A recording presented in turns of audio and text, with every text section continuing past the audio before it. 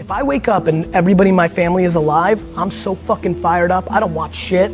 I don't listen to shit. I'm so grateful. Oh yeah, perspective, patience, puis positivisme. C'est exactement ce qui a inspiré, puis ce qui inspire encore mon aventure dans la Vivi et la Ecomi Family. Donc, c'est avec le cœur, puis de la passion que je vous embarque avec moi pour le Homie Frog Show.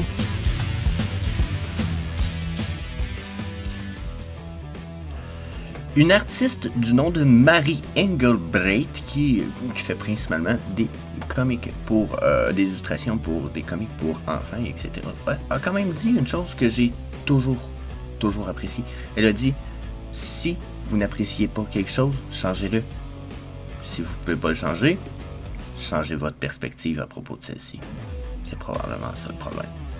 Puis je vous avoue que c'est quelque chose que j'adore extrêmement comme citation. Ça me donne beaucoup de perspectives. Puis c'est ce que j'essaie de vous donner le plus possible 5 jours semaine avec notre Vivi, avec le Homie Frog Show, la gang. Donc 5 jours semaine, on regarde ce qui se passe pour les news de notre Homie, on regarde notre prix, on regarde le burn, puis on fait un tour de la charte du Homie. Peut-être un peu du Bitcoin aussi, voir des fois des belles corrélations. Je crois que cette fois on en a peut-être moins un peu que j'aurais cru qu'on en aurait eu, mais on a quand même une belle corrélation qui se dessine, plus un début de chute de prix, comme je l'avais dit, malheureusement.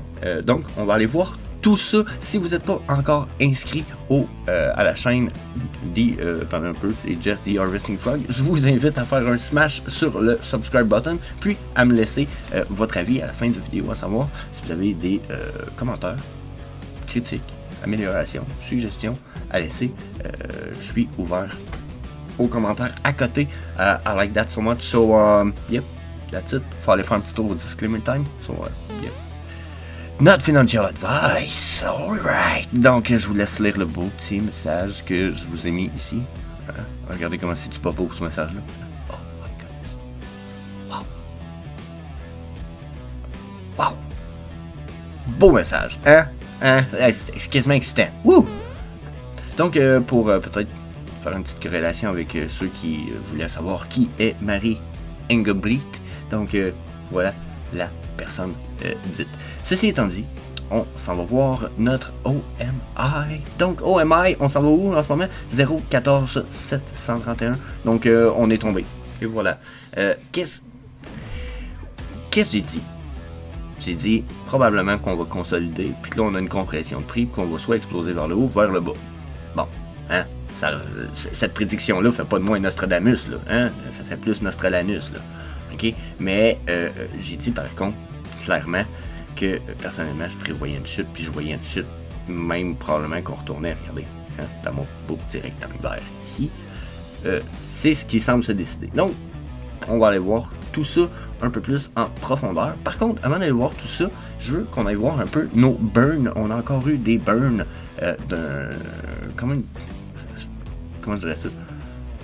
On a franchi un niveau important, puis je pense que c'est juste le début de quelque chose de vraiment, vraiment intéressant. Donc, on va aller voir ça rapidement. Donc, first of all, on a franchi le cap des 50 milliards de Homie Burn. Oh yeah, burn baby, burn. I like that. I like that so much. Like hell. Like lui. J'aime ça comme lui, le feu, mais puis le burn. Checkez ça comme un trip. Moi aussi, je triperais de même. Je vous le dis, là, oh my god, le fucking happy. Mais j'ai envie de dire comme... dans le temps, pour ceux qui sont vieux comme moi, dans le temps de Star Academy, ce n'est pas fini, ce n'est qu'un début. Je vous le dis là, oh my fucking god. Vraiment, je suis hype par le burn de plus en plus. Ok, first of all, le reserve wallet, on est rendu à bien plus que 50 milliards. On est monté à 52 milliards, 416 millions et 406 868 dollars de burn, de Homie de burn. Hein? Le price, en plus le price ça, il y a 4 heures, il était déjà à 15,2, donc vous voyez qu'en 4 heures on a perdu quand même une coupe hein, on a perdu déjà de la valeur. Puis on a quand même 476 000, pas loin de 500 000 Homie remove par Cooper puis ses projects. Curtis Cooper, Ça se trouve être un gars qui a fait plusieurs jeux pour Burn Zomi puis qui inspire pour l'instant beaucoup de gens. Je pense que même moi le premier, ça donne beaucoup d'idées pour les gens de la communauté de VV pour Burn du Omi. Donc on évalue tout le monde, on évalue de quasiment Burn du Omi de façon automatique. Regardez comment que le Reserve Warlet commence à descendre, c'est fucking interesting parce que plus que le Reserve Warlet va descendre, plus que éventuellement ils vont avoir besoin de faire ce qu'on appelle des buybacks. Quand ils vont aller dans le buyback, oh my goodness, ça veut dire que le circulating supply de 350 là, qui est environ en ce moment je pense que c'est ça, 350 milliards, va commencer à réduire quand même de façon proportionnelle. Ça veut dire que plus qu'on burn site, plus que ces burns-là ici vont avoir besoin d'aller les rechercher à un moment donné. Donc les 226 000 du réservoir qui se vide tranquillement, il va falloir qu'ils soient ré-remplis. Donc on va aller les rechercher dans les 350 qui restent ici. Plus qu'on réduit ça, plus que le potentiel d'explosion de notre prix est crazy. Puis on n'a même pas de burn encore de fait par Epico Régal. Ça a l'air qu'on a un troisième jeu qui s'en vient qui va burn du Omi this year, cette année. Puis savez-vous quoi? C'est même pas le jeu par Pixian Game. Pixian Game s'en va avec Avalanche. Genre, no fucking burn in the way. So, what the fuck is gonna be that game? Est-ce qu'on a encore un potentiel d'avoir un jeu avec nos Mighty Marvel qui pourrait burn Zomi? Je sais pas là, mais je vous avoue que je commence à être curieux. Question burn, I wanna know. C'est quoi le troisième jeu? C'est clairement pas Pixian Game puis Fableborn. Ils s'en vont avec Avalanche, la blockchain, donc non. Pas mal sûr que c'est pas le Omi.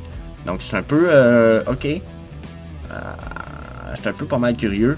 Le burn est une fucking good news. Donc, si on retourne à notre charte du Omi, c'est bien beau le Omi, mais avant de partir en peur avec le Omi, la family, je vous avoue qu'on va aller en peur avec le Bitcoin rapidement.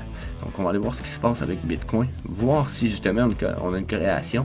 Donc, vous voyez le Bitcoin, il nous fait une espèce de reversed pennant. Ben, on va appeler ça un bull flag. On va appeler ça un reversed bull flag. Pour la plupart d'entre vous, ça va être moins compliqué. C'est que généralement, quand on voit ça sur une montée, ça nous offre une espèce d'explosion vers le haut.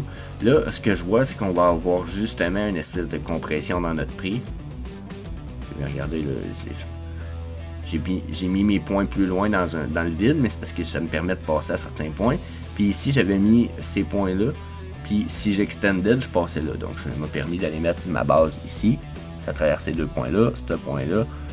Donc, j'ai l'impression vraiment qu'on a un flag en train de se dessiner. Si c'est vraiment le cas, c'est pas pour rien que j'ai mis une ligne là, c'est que ça, c'est notre prochaine cible pour ce qui est du Bitcoin. D'après moi, on se dirige là. Puis tu sais, là, ça, c'est 24 000. Puis là, pourquoi c'est là? C'est parce que j'ai un Fibonacci mis qui corrèle avec tout ça. Ça doit être celui-là. Non. Puis là, ben, c'est justement, je vais pas me mettre à le chercher parce que ça se peut que ça soit épouvantable d'aller le chercher, mais la plupart du temps, on le savent, c'est à 24 000 que notre prochain plateau. De toute façon, regardez, nos résistances du passé sont là. Là, en ce moment, on est comme ici. Là. Vous voyez la ligne pointillée rouge, là? Si on défonce ça, nos prochaines résistances sont à ce niveau-là. Ça, c'est 24 000. Après, c'est 19 à 14, si je me souviens bien, 16 à 19 qui sont nos prochaines résistances. Donc, à watcher, si on descend pour le Bitcoin, le reste va suivre, ça va faire très mal. Donc, je ne le souhaite pas, mais jusqu'à un certain point, si ça arrive, ce qui va se passer, c'est que le Omi risque d'avoir une grosse perte de confiance. S'il y a une perte de confiance du Bitcoin, surtout depuis qu'on est rendu sur Ethereum, je vous dis, on a une perte de confiance du Bitcoin, l'Ethereum va suivre, regardez Ethereum de toute façon. Puis c'est peut-être même plus ça qui a fait crasher notre Omi, regardez. On a un peu la même affaire que le Bitcoin, là, en plus, pour être franc, là, regardez. Une espèce de reversed bull flag. Puis il a été percé, boum. Puis là, aussitôt qu'il est percé, puis là, ben, en plus, la chute, elle semble pas finie. Hein? Là, regardez, on va étirer ça. Ici, on va aller voir notre Ultimate MACD. Il nous dit quoi? Il nous dit, ah, je suis le bord de te flasher rouge puis de t'avertir qu'il faut que tu t'en ailles shorter à fond le caisson, mon Léon. Puis ça, c'est pour mon MACD, c'est ce qu'il est en train de me dire. Je perds même de la puissance sur mon histogramme. Je suis sous ma médiane de 0. Non, pas très bon signe, ça là. Pas très bon signe. Ça me donne l'impression qu'il va vouloir aller faire un double bottom, cette espèce de MACD là. Ça serait weird un peu, mais ce serait pas impossible. Donc, à voir là-dessus. S'il nous fait ça après, la remontée risque d'être quand même magistrale. Parce que la dernière fois qu'on a fait ça, ça nous a donné quoi si bas? Oh, la montée était pas si nice. Non, on est trop downtrend. Donc, ouais, pas très réconfortant à voir pour l'instant ici. Puis même même mon MTF me dit downtrend pour le Ethereum. Donc, peut-être aller voir sur le 4 heures, voir si... Oh, j'ai un petit retour uptrend, mais d'après moi, ça sera pas très puissant pour ce qui est du MTF. Je regarde pour le MACD. Oh, je dirais déjà une perte de puissance sur la downtrend. Par contre, ils sont très écartillés, donc. Ces deux lignes-là ici, puis je suis sous ma médiane. Je pourrais avoir très bien ce que j'ai ici, là. Vous voyez, une espèce de chute en vagues multiples pour ce qui est de l'histogramme. Donc, regardez ici, ça a fait quoi, là? Les vagues multiples, ça a fait qu'on a perdu comme quasiment 1000$. Donc, si le Ethereum arrive ici et qu'il nous refait la même affaire qui perd 1000$, on s'en va à 800. S'il s'en va à 800, notre OMI va suivre. Donc là, hein, justement, notre OMI. Le OMI, les homies. Je vais aller cacher le date and price range. Donc vous voyez un peu ce que je disais.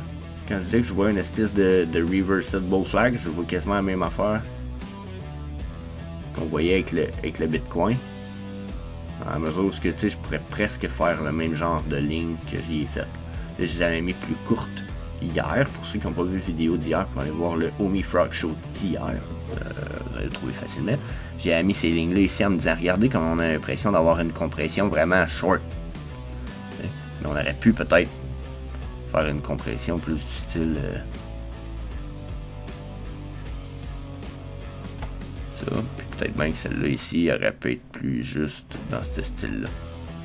C'est donc peut-être que je pourrais effacer celle-là. Puis me dire, bon ben j'ai encore une possibilité.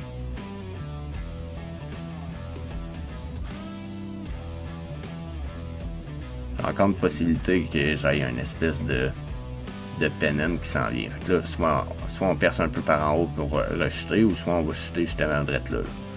On s'en va rechercher ça ici. Donc ça, c'est vraiment mon feeling. C'est que ça ressemble au même pattern qu'on a sur Bitcoin puis Ethereum. Exactement pareil. Donc, peut-être pas réconfortant personnellement là-dessus. Ensuite, qu'est-ce que j'ai? Ben, déjà, hein, regardez, les prochains supports sont là. Donc, si je pète 0.11 ici, après, si je pète mon rectangle vert, finalement, c'est que je pète mon ultimate bottom, puis que je vais aller dans le rectangle rouge. Après, le prochain support est là, je vous dirais, selon les ranges de Fibonacci. Mais, c'est... Tiens, ça n'a pas rapport, on peut le déliter. Mais c'est pas très réconfortant. On va tomber en price discovery après. Si on tombe en price discovery, après, je donne pas cher du OMI. Genre, d'après moi, le 0.08 est atteignable, puis peut-être même 0.005. Ça fait mal. Ça fait mal. Il y en a beaucoup comme moi qui vont regarder une partie de leur wallet qui bouge pas, puis celui qui flippe, ils vont être contents, mais celui qui bouge pas, ils vont faire il y a une chance que j'ai pas l'intention de vendre ça à perte parce que ça fait mal dans le tabarnak. Tu sais, quand vous regardez vos affaires, vous êtes comme oh fuck mon cash. Et puis là, ok. Donc ça, c'est pas très réconfortant. Donc on va sauter un indicateur direct, puis j'aime bien utiliser le Speed Fan Resistance, qui est un Fibonacci fans qui marche selon les tendances. Comme là, en ce moment, on est dans downtrend, donc il y a quand même un bon moment. Quand j'ai mis mon premier Speed Fan, je l'ai mis avec point initial ici en haut, puis point second en bas ici pour la downtrend. Roaming, moi je vais avoir roaming. Donc, ça me donne des canals qui, généralement, sont respectés jusqu'à un certain point. Là, vous allez voir, justement, ici, ça a quand même été respecté, puis c'était super intéressant. On passe une fois qu'on a touché notre point 0, vous allez voir qu'ensuite, on remonte, puis on va chercher chaque niveau, puis on les traverse de façon quand même intéressante, jusqu'à temps que on va aller se rendre jusqu'à notre Golden Pocket Zone, parce que là, généralement, justement, on va aller voir soit un gros refus ou une traversée. Puis une fois qu'on va aller voir une traversée, généralement, on peut se permettre d'établir des nouveaux bottoms sur notre descente plus qu'on avance dans le temps. Okay? Malgré tout, on peut... Le pourquoi on va se permettre d'établir des nouveaux bottoms, c'est pour voir un peu plus des zones plus restreintes entre les deux. Là, on a touché le Golden Pocket, généralement c'est à ce moment-là, 0.618, qui est comme le top, que j'aime bien changer. Quand je l'ai changé, j'ai aimé ça le changer quand on l'a fait, parce que j'ai mis le nouveau avec un nouveau bottom. Là, vous allez me dire, le nouveau bottom, il est où? Le nouveau bottom se trouve ici. Notre ancien était là, mais on a le même top. Okay. Donc, vous voyez? Même bottom, même top, mais pas le même bottom. Le bottom se trouve être ici. Donc, quand on met ce bottom-là, on change nos lignes, nos niveaux. Ici, on avait 0.618. Finalement, ça devient notre 3.82. Donc, quand on va 3.82, on va aller voir les canals ici sont plus courts un petit peu. Donc, ça nous permet peut-être de prévoir un peu plus ce qui se passe. Là, quand on est en downtrend comme ça, vous avez vu, on fait souvent de longs moments en downtrend dans ces canaux-là où on va aller soit s'accoter sur les trends, les lignes de tendance du top ou du bottom de ces canals-là. Okay? Si on les traverse comme ça, généralement, on va aller consolider sur une de ces lignes-là. Donc là, ici, ce qui se passe, regardez, on a traversé, puis on ne veut pas traverser directement, un peu comme on a fait ici. Donc là, le comportement, ce qui va se passer, c'est qu'on va venir probablement s'accoter sur la ligne du bas ici. On va venir consolider un moment ici sur notre bottom line ou dans cette région-là. Donc tout ce que ça veut dire, là, c'est qu'on peut prévoir venir perdre un zéro dans le mois de juin à venir, je vous dirais. Okay? C'est très très possible qu'on descende ici et qu'on vienne consolider avant de repartir un petit peu en uptrend ou en consolidation dans ces régions-là. Okay? Si jamais on ne réussit pas à traverser cette région-là ici durant le mois de juin, ce qui risque d'arriver, c'est qu'on va accoter sur notre ligne ici, un peu comme on a fait. Puis qu'on va se promener comme ça. Donc là, ça va être à voir ce qui se passe. Personnellement, s'il faudrait que je dessine ce que je vois qui s'en vient, je vois mes chandelles faire ça comme ça. Ça comme ça, probablement descendre ici, puis venir traverser ici avant de consolider là-dedans. Sinon, peut-être plus de quoi dans ce style-là. Peut-être la mettre orange, celle-là. Fait que, le plus bearish possible que je vois, c'est cette situation-là. La plus bullish que je peux voir en ce moment, ça va être plus une consolidation constante. C'est sûr qu'on va être sujet à ce qui se passe avec Ethereum Bitcoin. Ça, on n'aura pas le choix. Je suis absolument certain de ça. Là, la question, c'est est-ce qu'on réussit à faire un double bottom ici, puis on repart un peu comme j'ai monté ici, puis on s'en vient là-dedans, parce que ça pourrait être une autre option qui ferait beaucoup de sens. Peut-être que je pourrais... Je vais juste en dessiner une dans le bleu, exemple. Donc, on pourrait arriver ici, repartir là, ça ferait beaucoup de sens, ok? Soit on traverse, soit on consolide, là, par exemple, là, un des deux, mais ça pourrait aussi faire beaucoup de sens qu'on vienne toucher notre bottom de 0.11 puis qu'on remonte ensuite. Si on réussit à traverser ça ensuite puis qu'on ne va pas consolider au-dessus de nos EMA, ok? Donc là, les EMA à ce moment sont très loin. Mais si nos EMA ici continuent à se rapprocher et qu'on ne va pas consolider au-dessus des EMA dans cette région-là, puis quand je dis consolider, là, je veux pas une affaire de même. Là. Oups, c'en est un petit peu. Là. Ça. Je vais m'enlever le speed fan pendant 2 secondes. Je veux pas ça. Là. Je veux pas une espèce de vague, là. Non, à la limite, je veux une consolidation de même. Si on n'a pas au moins, genre, un rebound par-dessus mes EMA, je serais pas confiant qu'on retourne en uptrend, mais pas en tout. Là-dessus, là, je suis dubitatif. Les chances sont pas très grandes. Ce qui, selon moi, comme je venais de dire, probablement il y a à peu près 5 minutes, parce qu'il a fallu que je fasse une petite coupure, vous m'excuserez. Comme j'ai dit, personnellement, tant qu'on ne consolide pas au-dessus de mes EMA, on continue dans cette tendance baissière-là. Donc, peu importe les niveaux qu'on va aller prendre, hein, peu importe ce que je... Oups, peut-être pas je fasse ça. Peu importe les prédictions que je viens de vous donner là, avec mes petites lignes de crayon de merde ici, là, okay? Jusqu'à un certain point, tant qu'on n'a pas consolidé au-dessus de EMA, peu importe ce qui se passe, pour moi, on s'en va par là. Pas compliqué, là. Ça, ici, c'est notre région. On s'en va là-dedans. J'espère qu'on rebondit ici, à quelque part. puis qu'on remonte, mais sinon on s'en va là-dedans ici, ce qui veut dire la perte de 1-0 assurée, selon moi. Donc ça c'est mon feeling dubitatif sur le sujet, c'est là qu'on s'en va. Mais moi c'est ce qu'ils me disent. Le MACD me dit que je perds de la puissance en uptrend déjà, mon multi-time frame de stochastique aussi. Sur le 4 heures, je me prépare à une petite remontée, mais sur mon MACD, lui, j'ai pas fini la descente. Au contraire, je m'écartis tranquillement, donc à suivre et une continuité là-dedans assurée. Donc personnellement, Omi, préparez-vous. Comme je vous disais, je vois très bien 0.11 revenir dans les cartes dans les jours à venir. En plus, regardez sur le 4 heures. Là. On a ostiné nos EMA 55, ça a été refusé, puis là c'est un refus solide et dubitatif. Downtrend, motherfuckers, downtrend.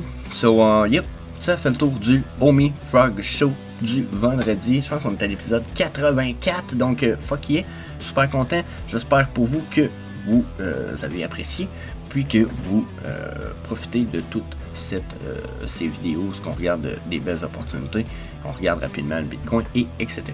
Donc, si c'est le cas, je vous invite à faire un smash sur le subscribe button. Vous pouvez également me laisser un commentaire pour me donner votre avis, vos améliorations, et etc. au sujet du Omi Frog Show. Donc, je vous laisse là-dessus. That's it. Peace.